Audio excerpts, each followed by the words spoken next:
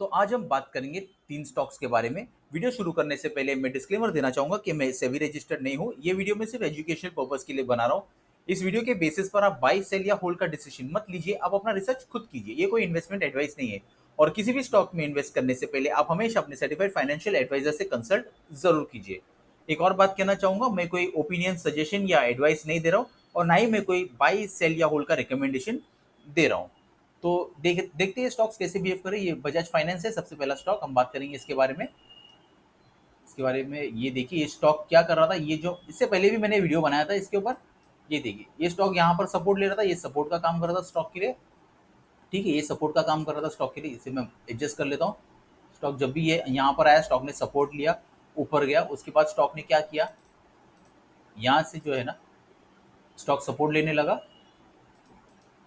ये सपोर्ट का काम करने लगा स्टॉक के लिए और ये रेजिस्टेंस का काम कर रहा था। जब भी स्टॉक इसे हिट कर रहा था, स्टॉक रेजिस्टेंस ले रहा था। जब भी इसे हिट किया, स्टॉक ने रेजिस्टेंस लिया।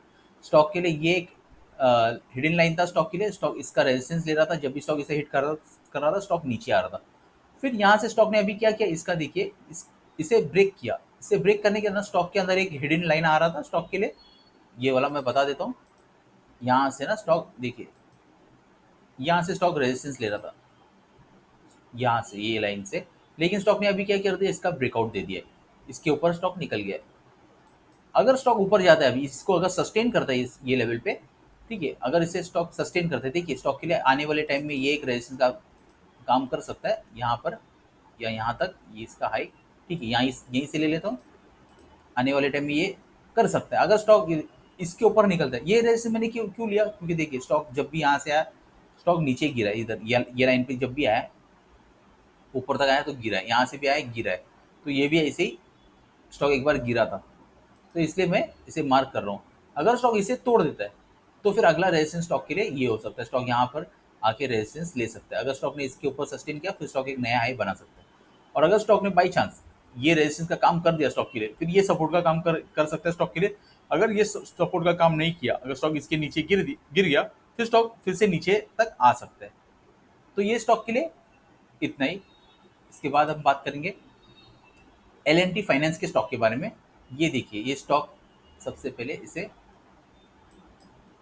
ये देखिए स्टॉक ने क्या किया, यहाँ पर स्टॉक ने, इसे मैं क्लियर दिखाता हूँ, ये हाई बना दिया था स्टॉक ने। फिर यहाँ से स्टॉक ने एक गिरावट दिखाई, नीचे तक गिरा। ये हाई कब का था, ये हाई है 2017, सितंबर 2017।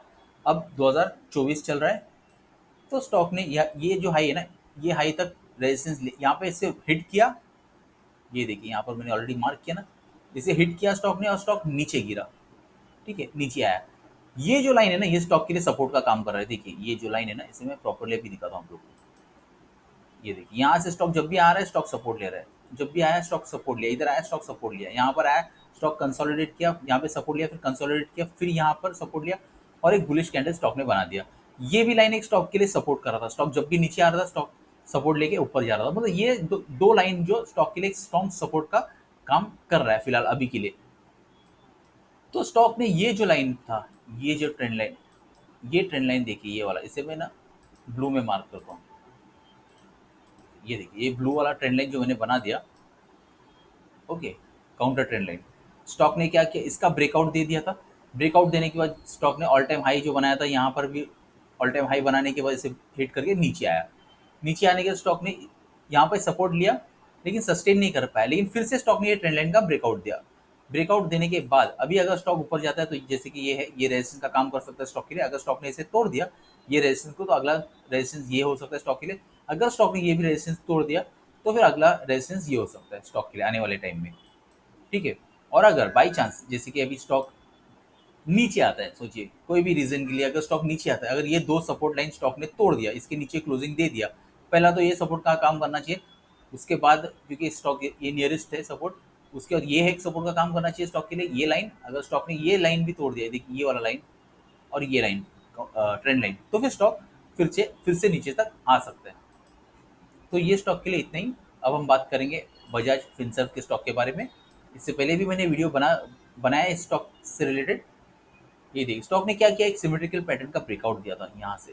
ये देखिए स्टॉक एक अच्छे कंसोलिडेशन के बाद स्टॉक ने एक ब्रेकआउट दिया था। ब्रेकआउट देने के बाद स्टॉक अभी देखिए 3-4 हफ्ते से ना 2 हफ्ते से ऊपर ही जा रहा है। 4 हफ्ते से जा रहा है, लेकिन ब्रेकआउट के बाद भी 2 हफ्ते से स्टॉक ऊपर जा रहा है। यहाँ से एक रिजेक्शन मिला था, फिर स्टॉक लेकिन इसके ऊपर निकल गया है। तो देखते हैं अगर स्टॉक नीचे अगर आता है ना, सबसे पहले हम ये मार्क करेंगे, ये जो इसका हाई था, ये देखिए स्टॉक ने क्या किया, यहाँ से जब ऑल टाइम हाई बनाया तो ये जो क्लोजिंग यहाँ पे हुआ था, स्टॉक ने यहाँ से रिजेक्शन लिया था, ये लाइन रिजेक्शन लेने के स्टॉक अब यहाँ पर सपोर्ट लिया हुआ है। अगर स्टॉक ऊपर जाता है ना इसके ऊपर भी, तो और एक रेजिस्टेंस स्टॉक के लिए ये हो सकता है। अगर ऊपर जाता है तो एक रेजिस्टेंस स्टॉक के लिए ये बन सकता है। एक और चीज़ अभी बताता हूँ, एक लाइन आ रहा है स्टॉक के लिए यहाँ से, ये ब्लू लाइन जो दिख रहा है अभी मैंने मार्क किया, ये देखिए स्टॉक यहीं से रेजिस्टेंस ले रहा है, ये लाइन से स्टॉक रेजिस्टेंस ले रहा है। ओके, अभी देख, हाँ अभी तक टच नहीं किया, अभी मैंने इससे एडजस्ट किया, प्रॉपरली एडजस्ट कर लेता हूँ ताकि आप लोगों को समझ में आए। हाँ ये जो लाइन है ना, हाँ अभी देखिए अब लिया नहीं है, अब स्टॉक ये रेजिस्टेंस देखिए स्टॉक के लिए अब क्या हुआ, ये एक रेजिस्टेंस का काम कर सकता है स्टॉक के लिए। अभी ये भी एक लाइन आ गया, अभी दो रेजिस्टेंस स्टॉक के लिए सामने आके खड़ा हुआ है। ठीक है, अगर स्टॉक इसे तोड़ता है और सस्टेन करता है, फिर एक स्टॉक एक नया हाई बना सकता है।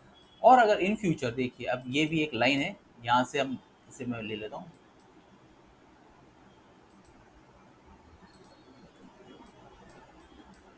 ये देखिए यहाँ से, ओके यहाँ से लिया तो एक चैनल पैटर्न बन गया।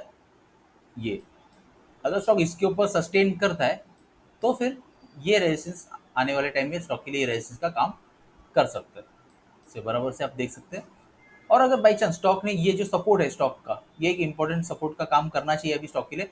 अगर स्टॉक इसे तोड़ देता है ना, तो फिर स्टॉक के लिए ये लाइन जो है सपोर्ट का काम कर सकता है यहाँ से, ये वाला, क्योंकि यहाँ से स्टॉक गिरा है तो ये रेजिस्टेंस का काम कर रहा था बाद में स्टॉक के लिए। तो ये जो रेजिस्टेंस है आगे चल के सपोर्ट का काम कर सकता है। अगर स्टॉक ने ये सपोर्ट भी तोड़ दिया, ठीक है ना, ये सपोर्ट अगर तोड़ दिया स्टॉक ने, फिर स्टॉक नीचे तक आ सकता है। मैं रिपीट करना चाहूँगा, मैं कोई बाई सेल या होल्ड का रिकमेंडेशन नहीं दे रहा हूँ, और ना ही मैं कोई ओपिनियन सजेशन या एडवाइस दे रहा हूँ। तो मिलते हैं मेरे नेक्स्ट वीडियो में, तब तक के लिए गुड बाय।